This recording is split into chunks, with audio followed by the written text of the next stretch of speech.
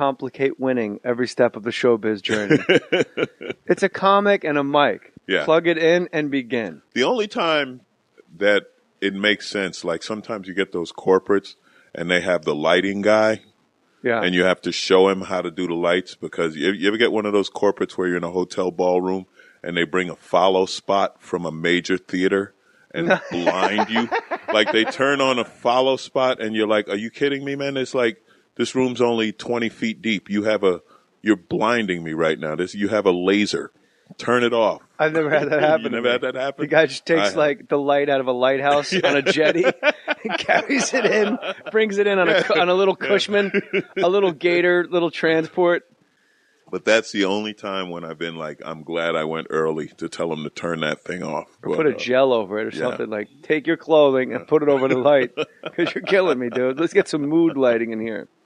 Do you do a lot of corporate gigs? I'm doing more of them, especially in the past 2 years. They've been picking up, and some of them have been really fun. I did one for Audi USA, and Audis are blowing up, right? They're like, they're not outselling, like they're not bigger than Mercedes and BMW. Yeah.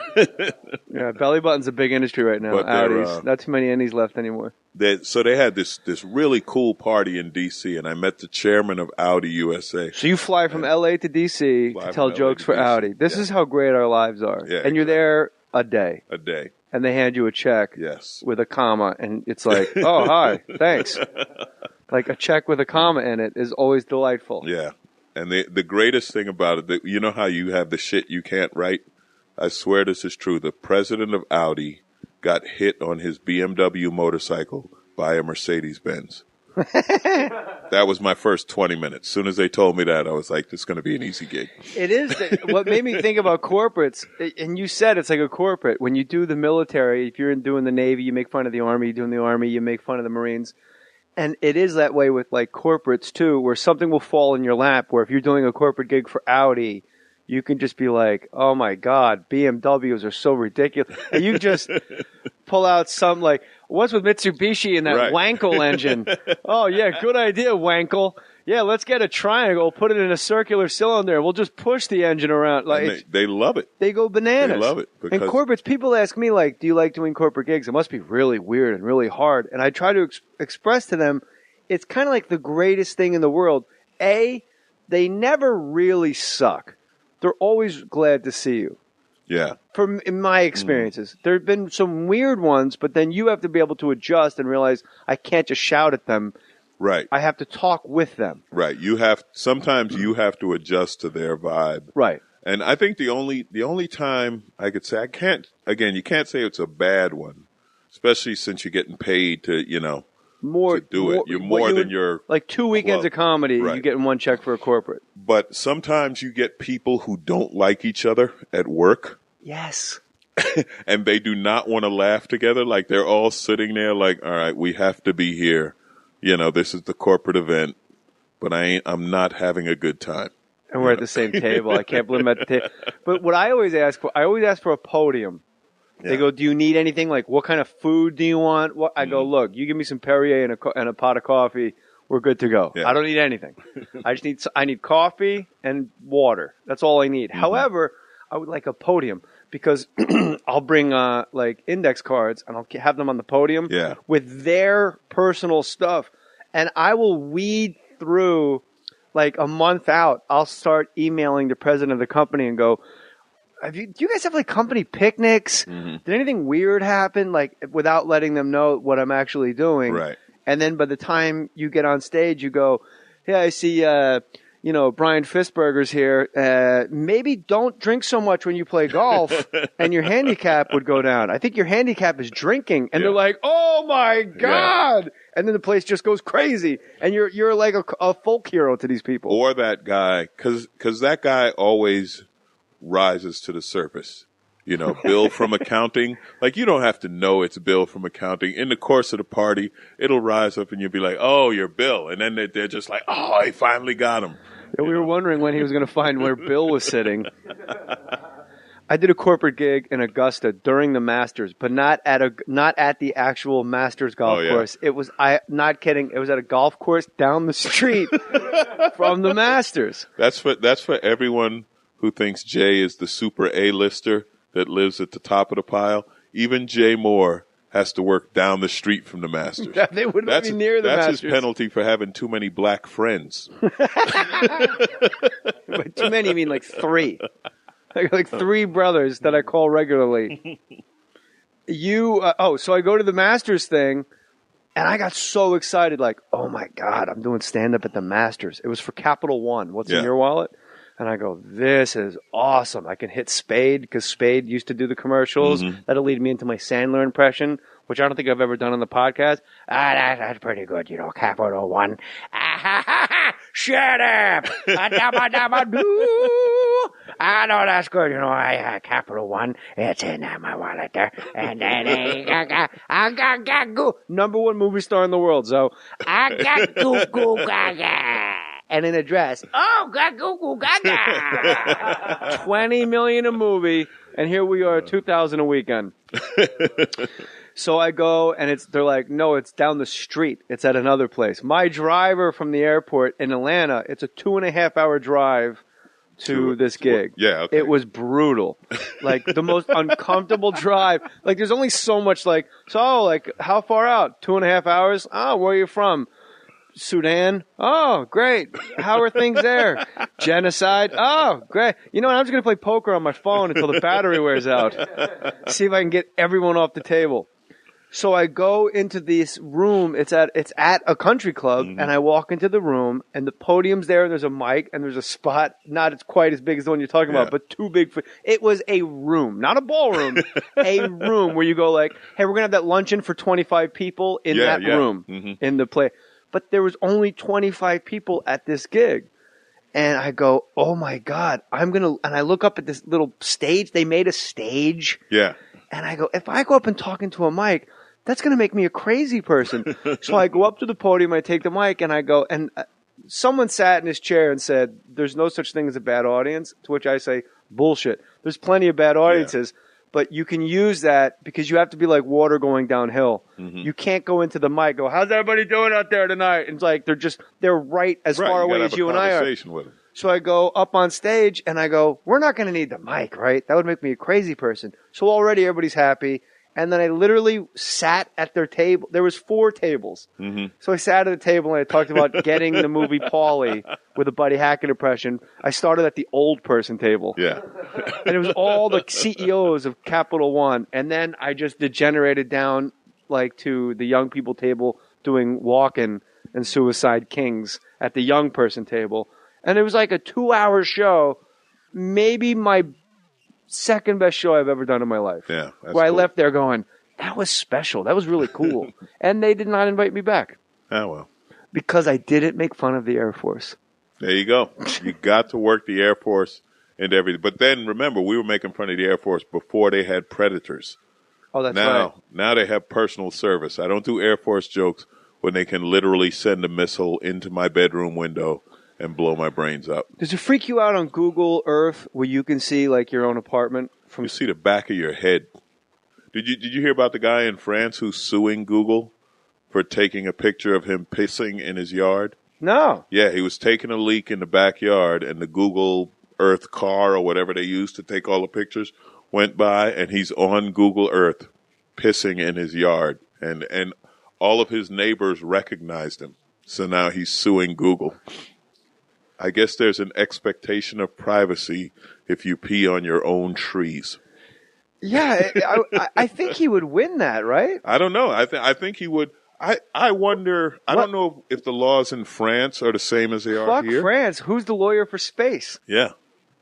Yeah, how about that? Wasn't it a satellite photo? No. This is where they drive around. No, I don't know you this. Didn't know that?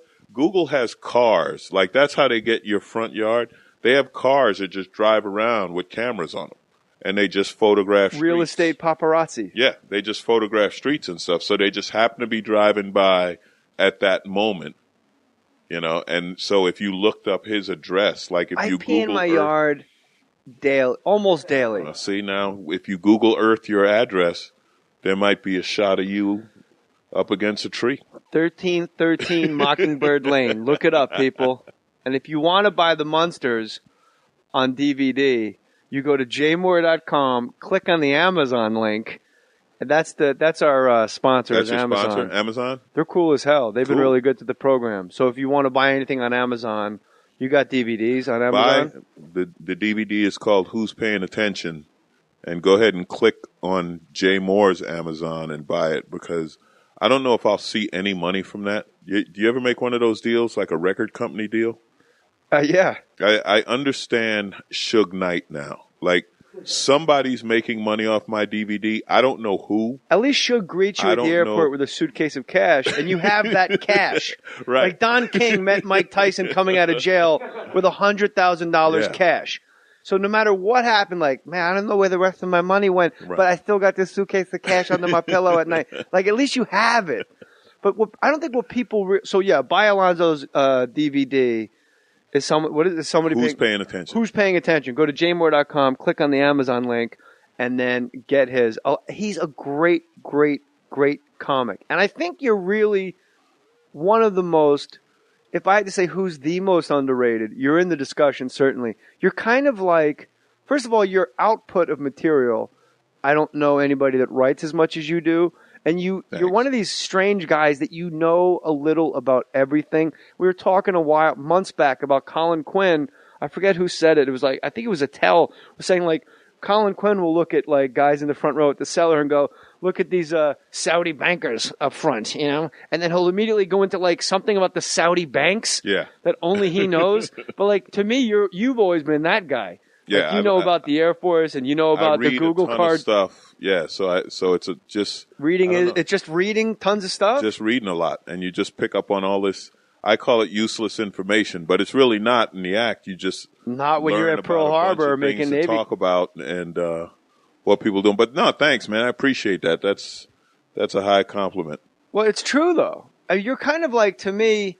Do you feel like you're underrated? Could be. Yeah, good. Mm-hmm. I'm glad you weren't like, no. No, it really is, man. It's frustrating because it's like, I know I have the act, I know I have the chops, and the way I know it is whenever I work with the great ones, I can hang. You know what I mean? Yeah. Like you know how it is. Every comic who comes up, you get to a point where you get to work with whoever you considered were great comics. Right. And you look around and you're like, oh shit, I'm right here next to him. You know what I mean? And even like with you and me, because I remember when I opened for you. I don't know. I got to interrupt. That seems so bizarre to hear Alonzo go, when I opened for you. It's like, how were you opening for me? This doesn't make sense. I will never forget it because you said the funniest shit about my buddy Pete. We were at the Brea Improv, and remember my buddy Pete had the eye patch. That was one of the old Brea Improv. Yeah. You want to tell what happened? Yeah. So I had this buddy Pete. Pete's like 6'5", looked like light-skinned brother. Yeah. Wore an eye patch. Lost his eye in a bar fight when he was a kid, and he wasn't that old. Pete's like why is a kid in a bar? Mid-20s. It happened when he was like 19 or something. Or they were like an 8-year-old, like, Mister, would you like to buy some chocolates? Mister, read all about it. Truman's going to break up the rail workers. Read all about... my eye! He was 8, so he was a newsie. So we're hanging out, and we walk like this. Okay, you have to just imagine coming around a corner, people. There's one entrance where people are coming in the club, and then we're already in the club, and we're walking down. And they turn the corner, and there's a girl with an eye patch on the opposite eye of Pete. It was the restrooms. Pete goes, "Where are the restrooms?" And we're like, "Come on, we'll walk you." So, and it was like everyone. It was in between acts. Yeah. So everyone was going to the bathroom and coming back out real quick. And you made a crack about they locked eye. That shit was so funny. They locked eye. I remember laughing like someone had slipped me mushrooms. Like I was in another dimension. It wasn't a normal laugh. It was the laugh where you have to leave the room for your health. Yeah, because like I can't breathe. Like when you get up from like the table at a restaurant and walk away because you're like, I'm going to choke to death. I'm going to die here. Because Pete was great because you could fuck with him about the eye. It wasn't sensitive. I used to say, man, you go to the movies, I got to watch this shit twice. And people like, oh, that's terrible. But he was the kind of guy, like, he didn't give a shit. You could be, yeah, but when you said they locked eye. he comes around the corner. This is like a really tall, imposing, like Rick. Just picture Rick Fox with an eye patch, basically, right? Mm-hmm. Safe to say. And he comes around the corner, and I remember she was like really pretty. That's why they froze, because she's looking up at his gorgeous light skinned brother, and he's looking down at this gorgeous blonde girl. And he had an eye patch on his left eye. She had an eye patch on her right eye. So they're the perfect couple.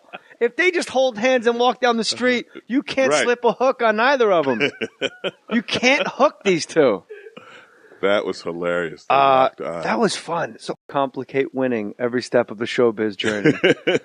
It's a comic and a mic. Yeah. Plug it in and begin. The only time that it makes sense, like sometimes you get those corporates and they have the lighting guy. Yeah. And you have to show him how to do the lights, because you ever get one of those corporates where you're in a hotel ballroom and they bring a follow spot from a major theater and blind check with a comma, and it's like, oh, hi, thanks. Like a check with a comma in it is always delightful. Yeah. And the greatest thing about it, you know how you have the shit you can't write? I swear this is true. The president of Audi got hit on his BMW motorcycle by a Mercedes-Benz. That was my first 20 minutes. As soon as they told me that, I was like, this is going to be an easy. Like, they turn on a follow spot, and you're like, are you kidding me, man? It's like, this room's only 20 feet deep. You're blinding me right now. You have a laser.